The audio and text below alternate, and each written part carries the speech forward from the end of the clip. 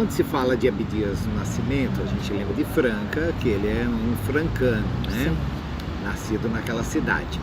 Na sua opinião, Franca era uma cidade pequena para os sonhos de Abdias do Nascimento? Ah, com certeza. O Abdias, quando conta sobre a cidade de Franca, ele fala com muita mágoa, no sentido de que ele entende que aquelas pessoas brancas da cidade usavam das forças de trabalho das pessoas negras, em especial da sua mãe, que era uma pessoa que ele amava profundamente e que ele conheceu a estrutura da cidade a partir do trabalho da mãe dele. A mãe dele era doceira, mas ela também era ama de leite e ela também fazia trabalho nas casas das senhoras mais abastadas. Então o Abdias ia com ela para a casa dessas pessoas e ele percebia que, por mais que a mãe dele fosse a mulher espetacular que ele sabia que era, que ele não conseguiria ser mais do que os irmãos dele foram ou que o pai dele era. O pai dele era músico, mas também era sapateiro. E o pai dele tinha muito medo de que o Abdias quisesse muito da vida, porque eles tinham alguns exemplos. Eles tinham o exemplo de um menino que tinha sido adotado por uma pessoa abastada da cidade. O menino era um menino negro, tinha estudado medicina e ninguém queria ser atendido por ele, porque ele era um homem negro. E esse rapaz se matou. Então o pai do Abdias tinha muito medo dos sonhos do Abdias, justamente no sentido de que ele achava que estudar demais era perigoso, que o Abdias podia querer mais ou demais para ele, que ele precisava aceitar o lugar dele, e o Abdias sempre foi um inconformado. Ele era um inconformado e ele tinha uma consciência racial já que era muito interessante perceber. Nessas coisas todas em relação à mãe dele, tem uma história que ele conta também, que é sobre uma vez um menino que estudava com ele na escola dele, e esse menino não tinha pai nem mãe. E uma mulher branca resolveu brigar com este menino na rua e estava surrando esse menino na rua. E a mãe do Abdias se meteu no meio da briga, tirou o menino das mãos da mulher branca que batia e levou para casa deles para cuidar do menino naquele momento. Óbvio que depois esse menino foi viver a vidinha dele do jeito que ele já vivia, mas a mãe dele se colocar diante daquela violência para defender foi uma coisa que marcou muito a vida do Abdias. Esse contato que o Abdias tinha com a alta sociedade de Franca colocava nele essa vontade de estudar. E ele acabou conseguindo bolsas de estudo para estudar em escolas que eram mais estruturadas. Ele, muito jovem, foi formado contador. E aí eu gosto dessa história porque é a história da revolta e de que marca o ponto em que ele diz: bom, chega de Franca para mim. Ele tinha feito o curso de contador e aí foi contratado para trabalhar numa fazenda. E aí os funcionários da fazenda, eles eram pegos com um caminhão para ser levados da cidade até a fazenda para poder trabalhar. E naquele dia o caminhão estava lotado de galinhas a parte de trás. E o motorista do caminhão disse que o Abdias deveria ir com os animais lá atrás. E o Abdias se recusou terminantemente de ir no meio dos animais. Ele falou: eu não sou um animal, eu não vou trabalhar. E ele abriu mão desse trabalho e na sequência ele deu um jeito de falsificar os próprios documentos e se alistar no exército como voluntário. Eu estou falando da década de 30, como voluntário, e foi para São Paulo. Ele tinha 16 anos quando ele resolveu que ele não ia mais ficar em Franca. Então tudo que ele podia fazer, ele fez para tentar crescer em Franca. Tudo que era ensinado pelo pai dele, até pelos movimentos negros que naquela época já eram fortes naquela região. A gente está falando da região de Campinas, que já tinha uma imprensa negra muito forte. O pai dele era amigo de pessoas que eram envolvidos nos movimentos negros, mas que entendiam, naquele momento, assim, o que se entendia era que era necessário que o negro mostrasse o seu valor para poder ser integrado na sociedade. Então o caminho era o trabalho e o estudo. E foi o que o Abdias fez. O Abdias estava fazendo a cartilha direitinho, mas ele percebeu que em dado momento, nem estudar, nem trabalhar daria para ele o que ele esperava. E aí ele foi para São Paulo em busca desse mais. Você acha, Eliane, que como referência, ele teve, claro, uma grande referência nesse estímulo da mãe. Agora, como personalidade, Luiz Gama, né? Qual a influência de Luiz Gama se teve para a personalidade crescente do Abdias? O Abdias escutou muito sobre o Luiz Gama quando ele era criança, no meio das rodas dos mais velhos. Nessas idas e vindas às fazendas, quando a mãe dele estava trabalhando nas casas, ele ficava junto com os mais velhos e com as crianças que ficavam sendo cuidadas por esses mais velhos em outra parte dessas casas. Não sei se no que era antigamente a senzala, a gente está falando do começo do século XX. Então, muito pouquinho depois do final da abolição. Então, a escravidão era algo muito forte ainda. Então, na biografia dele, que ele escreveu com Semog, com L. Semog, O Griot e as Muralhas, ele conta que existiam momentos em que eles se reuniam com as pessoas mais velhas que já tinham os ex-escravos e os já libertos, os que nasceram libertos, e que além de fazer de uma comida, eles falavam de uma pipoca que elas faziam, eles contavam histórias antigas. O Luiz Gama era uma pessoa muito viva na mente dessas pessoas todas. Vamos dizer, porque ele morreu no meio de 1860, 1870. O Luiz Gama lutou muito pela abolição, mas ele não conseguiu ver a abolição concretizada. Então ele era muito vivo na memória dessas pessoas. E essas pessoas contavam das aventuras e das histórias que eles conheciam sobre o Luiz Gama. Vale lembrar que o Luiz Gama nasceu na Bahia, o pai vendeu ele quando ele tinha 8, 9 anos para pagar uma dívida de jogo. Esse menino é trazido para Santos para ser revendido como escravizado. Ele é comprado aqui e é levado para Campinas. Então ele era uma pessoa da região, ele conhecia aquela região. E ele aprende a ler e escrever aos 17 anos e aí vai trabalhar como advogado. Então ele era advogado e jornalista. O jornalista, o Abdias pegou para si. O advogado, de uma certa forma, o Abdias passou a vida dele defendendo pessoas como o próprio Luiz Gama fez. Então Luiz Gama foi sim uma grande referência para Abdias na construção dele como pessoa. Ele mesmo fala disso em vários momentos, enquanto senador, se a gente vai pegar o livro que eles publicavam dentro do a revista Totti, que ele fazia dentro do gabinete como senador, tem várias menções a Luiz Gama ali. Então, inclusive eu escrevi um artigo junto com uma amiga que é especialista em Luiz Gama, Cíntia Gomes, que falamos justamente dessa junção dos dois, como o Abdias se apropriou do fato de Luiz Gama ter sido jornalista, da defesa, só que o Abdias escolheu o caminho da política e o Luiz Gama escolheu, dentro das possibilidades que ele tinha, falando de um homem negro ex-escravizado, apesar de ter nascido livre, disse como Rábula do direito, porque também não pôde, porque era negro, não pôde frequentar a faculdade de direito, né? Ele frequentava as aulas da Universidade, da Faculdade de São Francisco de Direito, né? Da USP. Então, e aí 100 anos depois da morte dele, aliás, mais tempo, então, mas ele conseguiu agora ter o diploma de doutor honoris causa, né? E foi, então agora ele é de fato um advogado, mas é em memória.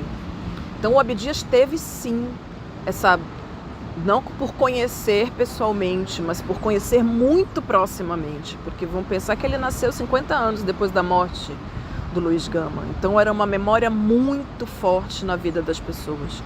Então eu tenho certeza que, como muitos quilombolas que ele também tinha acesso, Zumbi e outros quilombolas daquela região, da região de Franca, e também as pessoas que ele conheceu, que deram origem depois à Frente Negra Brasileira, que nasceu em São Paulo, mas principalmente a força da mídia negra constituída a partir de Campinas e dos clubes negros que também trabalhavam a questão da autoestima do negro naquela região.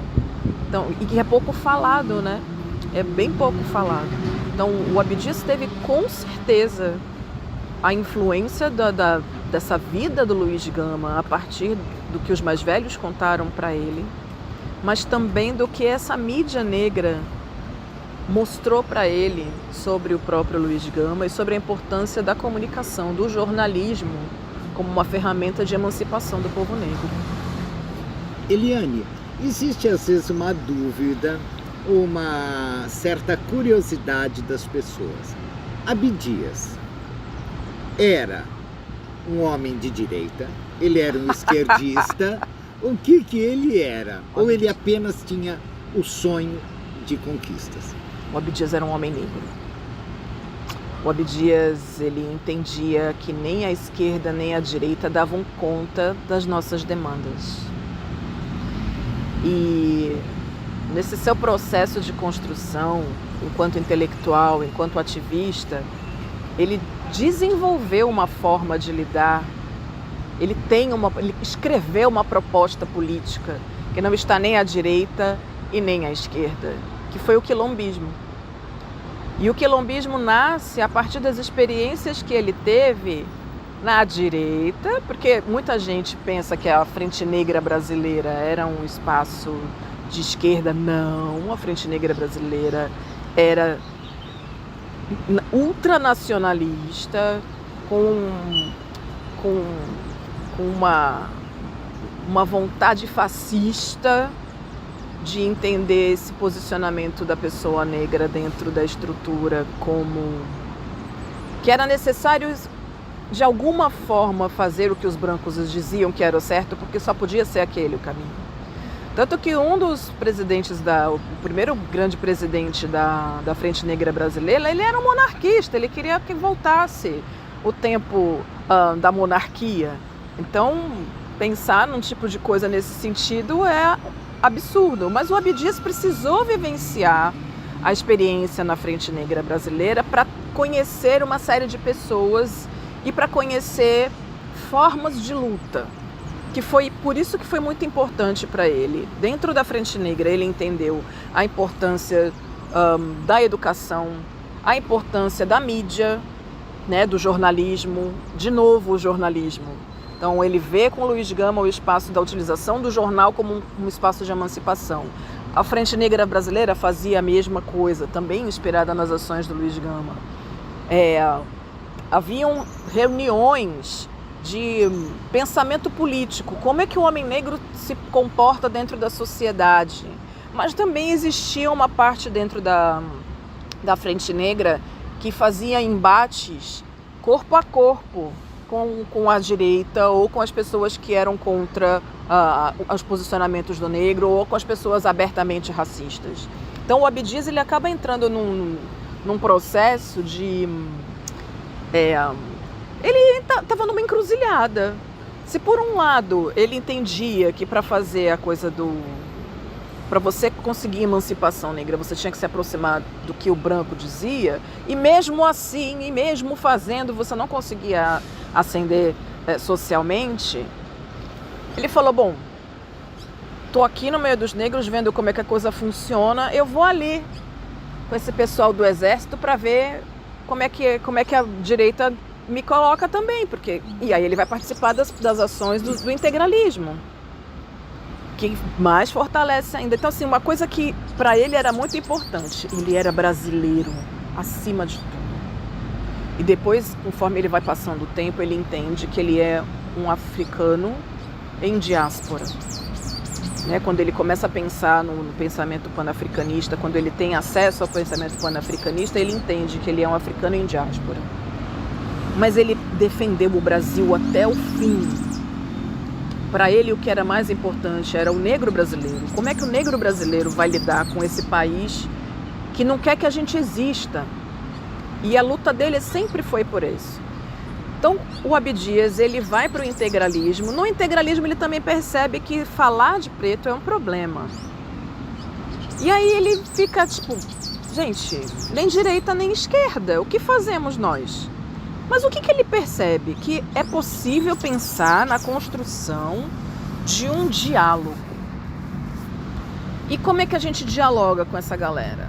Chegando o mais perto possível. E aí o objetivo dele foi a construção de uma sociedade que tivesse uma elite pensante, que tivesse uma intelectualidade negra.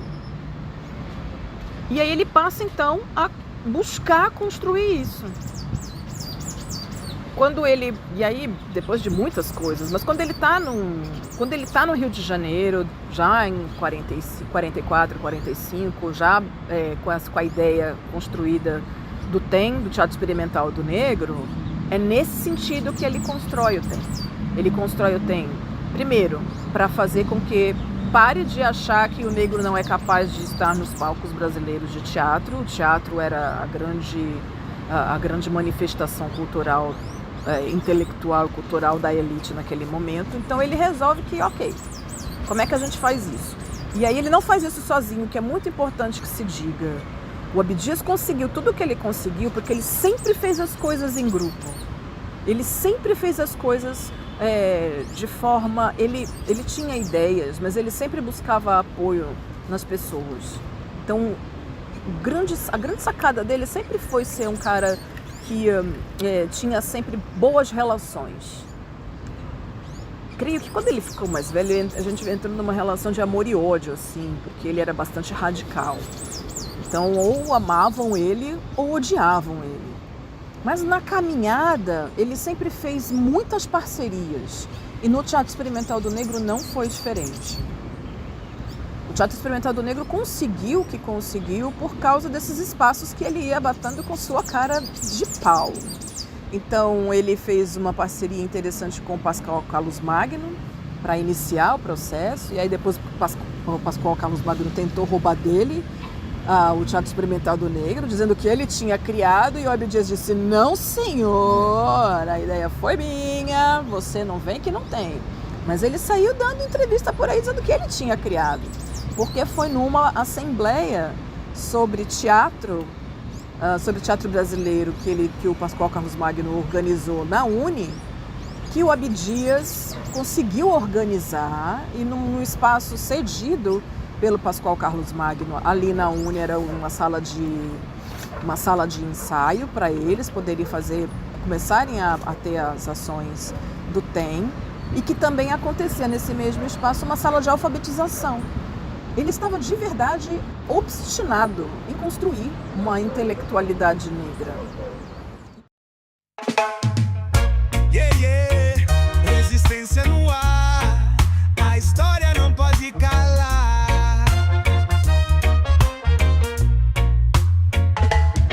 Nasceu em Franca, terra bravia, trouxe no peito a ventania, no olhar um brilho, no passo missão, lutou por um povo, fez revolução.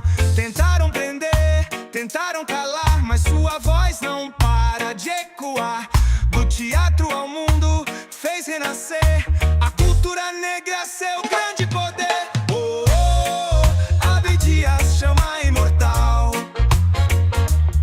sua luta brilha feito um farol. Oh, oh, Abdias, guerreiro do bem, panafricanista, irmão de ninguém.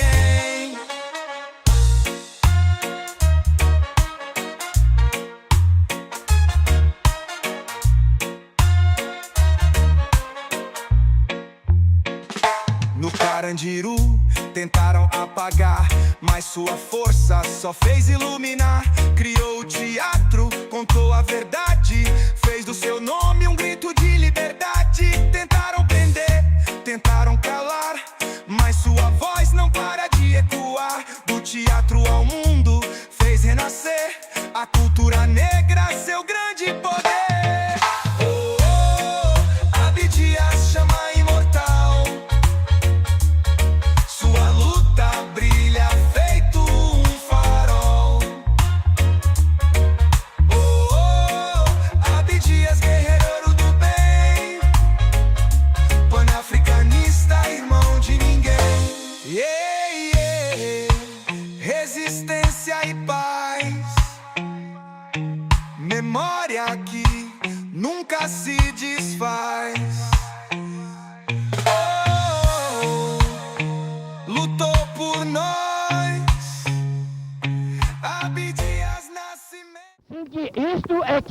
a luta democrática desencadeada pelos descendentes africanos nesse país, os afro-brasileiros, os negros desse país, os negros que com seu suor, com seu sangue, com seu martírio e com seu heroísmo criaram este país, solidificaram as nossas estruturas econômicas e sociais e, no entretanto, eles têm sido violentamente expelidos do processo principal da nossa sociedade.